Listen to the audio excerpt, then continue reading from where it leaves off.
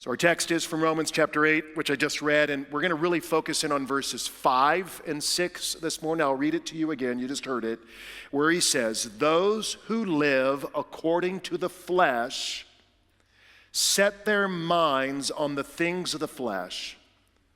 But those who live according to the Spirit set their minds on the things of the Spirit. For to set the mind on the flesh is death, but to set the mind on the Spirit is life and peace." Now, what is Paul talking about? What is he saying? Here Paul is actually describing two very different types of people, two very different forms of humanity. Those who set their mind on the things of the flesh and those who set their minds on the things of the Spirit. Two very different types of people, forms of humanity. But what does it mean to set your mind on something here in the Greek? To set your mind on something is sort of speaking of your inner disposition, or the very deep inward commitment you have towards one or the other. It really is speaking of what you are trusting in, essentially trusting in for your meaning, for your purpose, for your security, for your identity. Is it the things of the flesh or is it the things of the Spirit that you are setting your mind on? Of course, what does it mean when it says to set your mind on the things of the flesh or the things of the Spirit? What does that exactly mean? Well, to set your mind on the things of the flesh is to have your inner disposition and kind of what you are committed to, what you're trusting in is the things of this world and ultimately of yourself. You trust in you. You're finding your sense of self and security, all these things in the world, the broken, fallen world, and your own sinful self. To set your minds on the things of the flesh. Set your mind on the things of the Spirit, your inner disposition, what you are most essentially committed to, trusting in the things of the Spirit, that is the things of God. Things that are eternal. Things that are supremely good and right and true and beautiful. Two very different types of people, those who set their minds on the things of the flesh and this world and themselves, those who set their minds and we might say their hearts on the things of the Spirit, that is God. The Bible speaks this way all the time. Jesus spoke about the sheep and the goats. Jesus spoke about the lost and the found. Jesus spoke about those who are of the darkness and those who are of the light. The Bible speaks about the wise and the foolish. The Bible speaks about believers and unbelievers. Paul here in chapter 12 actually speaks about that. He says here in Romans chapter 12, verse 2, "Do not be conformed to this world, but be transformed by the renewal of your mind." So there's those who are conformed to the patterns of this world and those who are transformed. Augustine, writing in the 5th century, he was a bishop in northern Africa.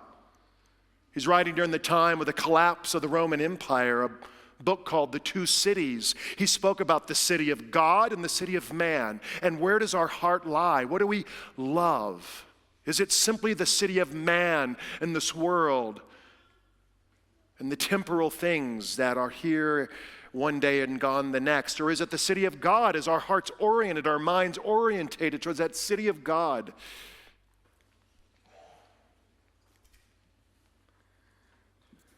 Two very different types of people. It is to think theocentrically, that is God-centered, or anthropocentrically, that is human-centered. Now we have to be very careful. Please let me please let us be careful. Because when we talk this way about sheep and goat and lost and found and believers and unbelievers, that can very much sound like an us and them, or an us versus them, right? So we're the us, and we are the sheep, and we are the found, and we are of the light, and we are believers, and we are good. But then there's them, and they're the goats, and they're the lost, and they're unbelievers, and they're bad. Us versus them. Let us never think that way. For I remind you, one of the central themes that we've been seeing over and over again, us versus them. Paul here is saying we're all them. Apart from God's grace and his grace alone, we are all lost. We're all goats. We're all of the darkness, if not for the grace of God and his amazing grace. Can we be humble?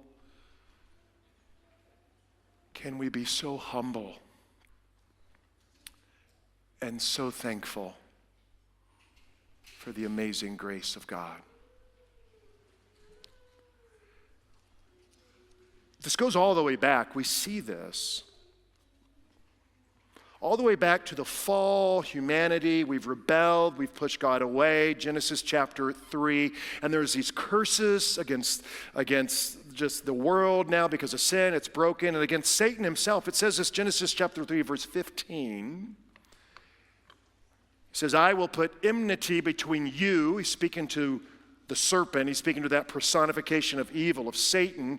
I will put enmity between you and the woman, and between your offspring and her offspring. It's talking about two different forms of humanity. There's the offspring of the serpent, if you will, of Satan, or the offspring of the woman. Ultimately, that's fulfilled in the coming of the Messiah, of Christ, of Jesus. Do you remember, Jesus spoke this way. Jesus and John the Baptist, when he was speaking to religious leaders, speaking sometimes to the Pharisees and their hypocrisy, and he would say, you brood of vipers. You brood. What's a brood? You brood, you descendants, offspring of the viper, of the serpent, of a snake. And we see the offspring of the serpent, the offspring of the woman. In the very next story in Genesis chapter 4, it's just labeled Cain and Abel.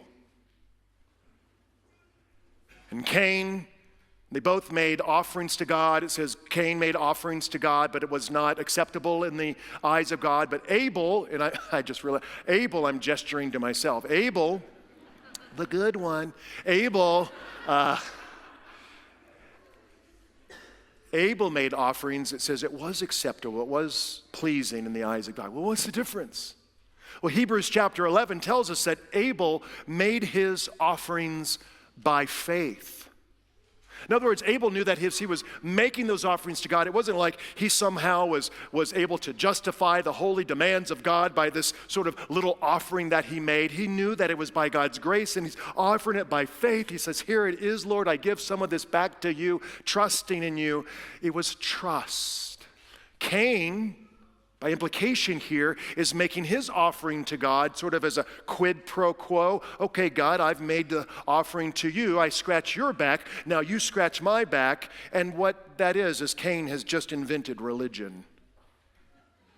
Religion is humanity's attempt to try to control God, to trust in yourself and try to manipulate God. Here's some offerings. Now, God, you have to do for me. So Abel is trusting in God. His mind is set on the things of the Spirit of God. Cain is trusting in himself. And his mind is set on the things of the flesh, as Paul would say. But the story goes on, and this promise of the Christ is passed on through Adam and Eve and to their son Seth and to Noah And then to Abraham and Isaac and Jacob, his name was Israel, his 12 sons, the 12 tribes of Israel. They are set free from slavery in Egypt, 40 years in the Sinai wilderness and about to enter into the promised land. And all those Israelites there, God's people, were surrounded by all sorts of different people. All around them, there were the Canaanites and the Amorites and the Hittites and the Hivites and the Perizzites and the Jebusites and the Girgasites and the Moabites. All the ites were there. And then the Philistines, which doesn't rhyme. They were all there around them, and God's people for generation after generation after generation surrounded. And the pressure to be like them was constant. And maybe you know something of the religious practices of all these different people. They worship gods like Baal or gods like Molech. And one of the ways in which they worship these gods, again, religion, get those gods on your side. One of the most important things they could do was to take their own children and to offer their own children, even infants, in sacrifice to these gods. And I realize I'm saying this with a giant moose over my shoulder. And so the setting is a little bit awkward for this type of imagery. And we think, here's God's people in the midst of these people, and surely they would, it is just so manifestly, evidently clear what darkness that is, to take your own child and offer it, your own infant. And yet the pressure to conform, the pressure to be like everyone else was so great. And it was considered, offering your child in this way was considered by all of these people to be a moral and ethical good. It wasn't like they were, I'm going to do something I know is evil. They thought it was good. And so the pressure of God's people, the Israelites, to give in, they didn't want to be the jerks. They didn't want to be the ones who were the bad people. Because if you didn't offer your children in this way, then maybe invading armies would come or the crops would fail. So for the good of all the people, the good of the land, you do this. Israelites, what is wrong with you? And so often over the history, they gave in. And I think this is an example. When we turn away from God, when we turn away from the light and we turn to the self or to this world, how corrupt and darkened can a human individual, but society become? And this is what Paul will go on to speak of in the very first chapter of Romans, where Paul says, although they knew God, they did not honor him as God or give thanks to him, but they became futile in their thinking. Their foolish hearts were darkened. Claiming to be wise, they became fools. And therefore, God gave them up in the lusts of their hearts. I think those are some of the most tragic and saddest words in all of Scripture. God gave them up. That if we push God away and push God away and push God away and we turn to ourself and we turn inward on ourselves, at a certain point God, literally with tears in his eyes, the tears of Christ, steps away. If this is what you want, you're free. You're free to do exactly what you want. And how darkened the human heart can become. This is what Paul is saying here, back to our text of Romans 8. To set the mind on the flesh is death, he says. It is death. Not just physical death, but this is spiritual death. And even eternal death. To set the minds on the flesh is death, but, he says, to set the mind on the Spirit is life and peace. As we orient ourselves, our inner disposition, as we turn and say, yes, I will turn to God, to Christ.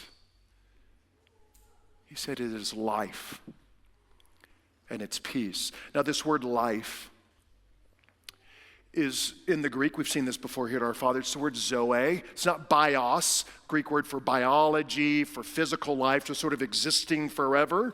It's not just eternal existing. It is life. It is everything you were made for. It's everything your hearts are longing for. It's a deep contentment and rest. And it's what Augustine, to go back to Augustine, who for 32 years struggled and struggled. He was raised by his mother, who was Christian, for 32 years, wrestling, and finally he became a Christian. His mind was set on the things of the Spirit of God, and the great quote of Augustine is that our hearts remained restless until they rest in thee. That zoe, that life. C.S. Lewis says it this way. He says, if I find in myself a desire which nothing in this world can satisfy, the most logical conclusion is that I was made for another world. I think we sense that deep inside, that we were made for more. It's this Zoe life that Paul is speaking of.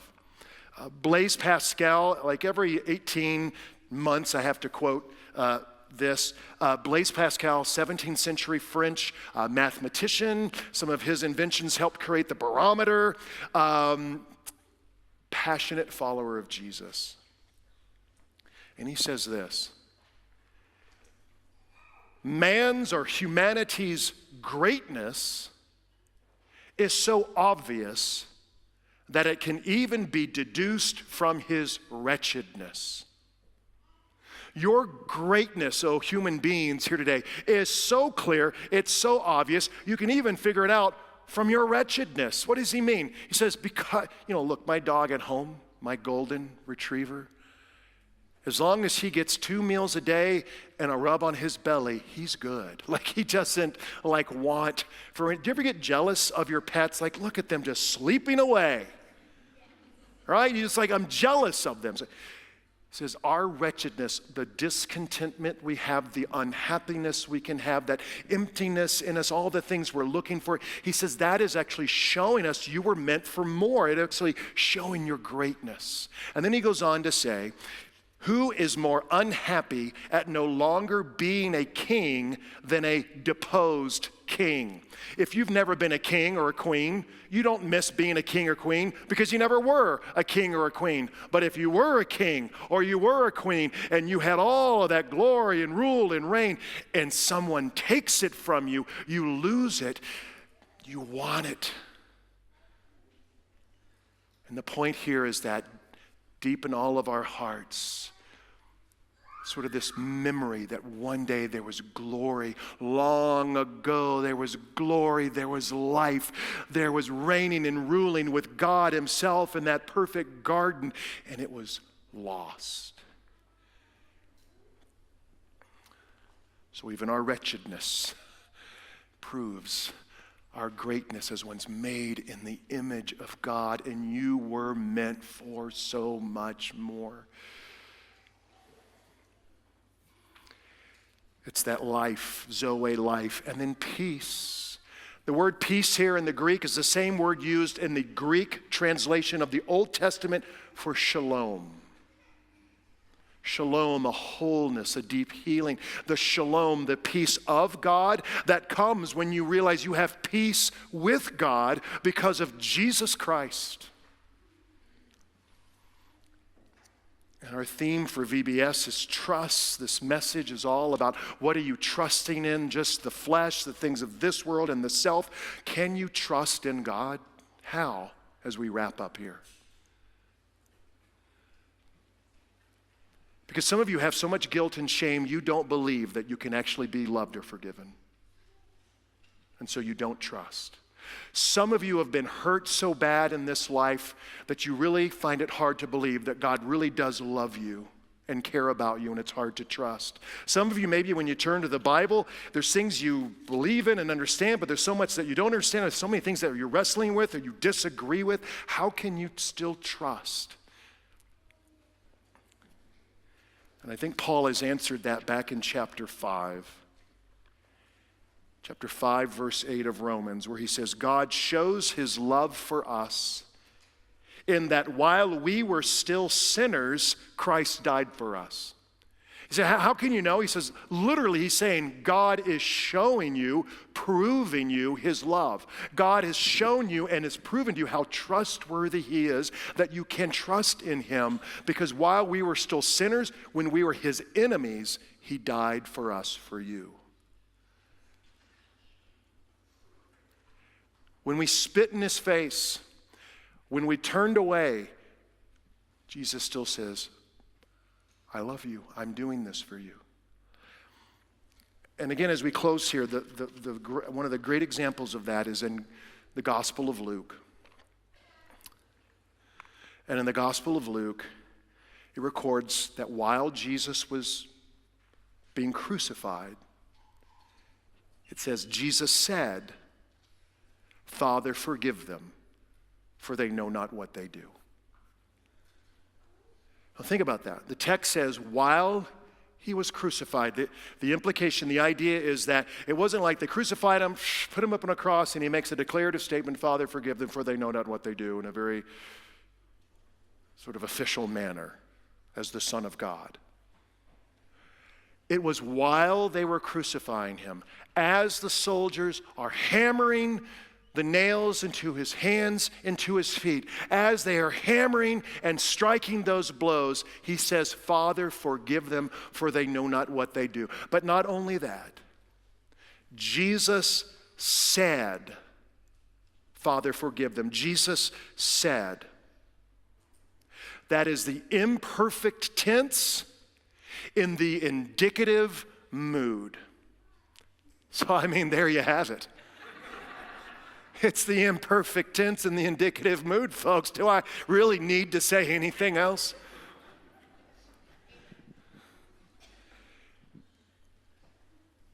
The indicative is a statement of fact.